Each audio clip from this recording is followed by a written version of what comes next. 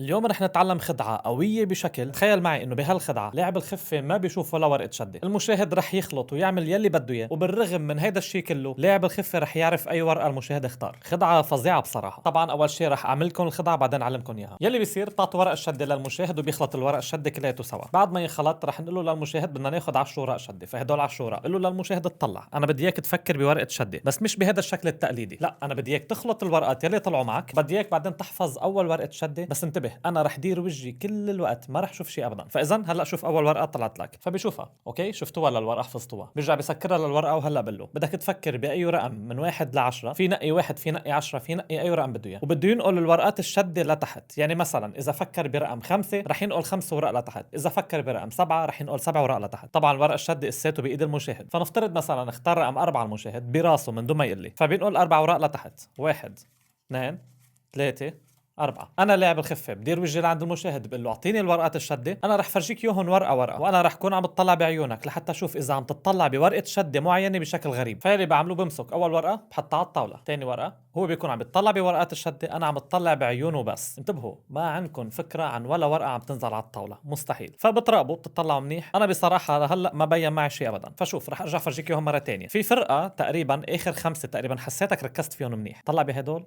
طب ليك رجعت طلع بهدول؟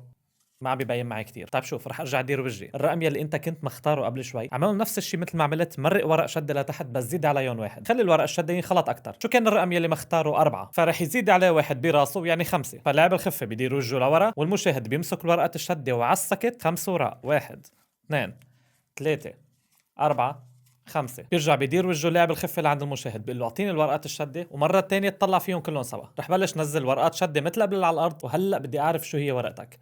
هيدي مش ورقتك، ولا هيدي، ولا هيدي. طلع بهيدي، حتى مش هيدي، ولا هي، ولا هيدي. لا ابدا، ما عم حس بشي ابدا، انا حاسس في شي هون بهالورقتين. طلع فيهم منيح. ورقتك هي هيدي. رح نتعلم هلا كيف انعملت، رح اشرح هلا الخدعه بشكل ذكي وسريع لانه وقت الفيديو ما بيساعد. في 3 نقط بس ركزوا فيهم وبتزبط الخدعه كل مره. اول نقطه، ذاكرين لما اخذت الورقه الشده من المشاهد وصرت نازله ورقه ورقه على الطاوله والمشاهد يتطلع فيهم لحتى خلص الورقه الشده كله سوا؟ بهيدي المره انا كنت عم بقلب ترتيبهم للورقه الشده، يعني الورقه اللي كانت فوق نزلت على الطاوله، اللي وراها نزلت فوقها. اذا بتعملوا هيك بتكونوا قلبتوا ترتيب الورقه الشده، ولازم تعملوا هيك للخدعه تزبط. ثاني نقطه ركزوا عليها منيح، ذاكرين لما قسمت الفرقه لفرقتين 5 ب5؟ اول 5 يلي كانوا فوق فرجيهم بحطهم على الطاوله، وبعدين فرجيه ال5 التانيين بحطهم فوقهم، انا كاني قطعت الورقه الشده. هيدي هي تاني نقطه. هلا ثالث نقطه، اذا اتبعتوا الخطوات بشكل صحيح واتبعتوا النقط الثانيه اللي حكيت فيهم هلا، فدائما ورقه المشاهد رح تكون رابع ورقه من فوق، ودائما رح تزبط. جربوا واكتبوا لي تحت بالتعليقات.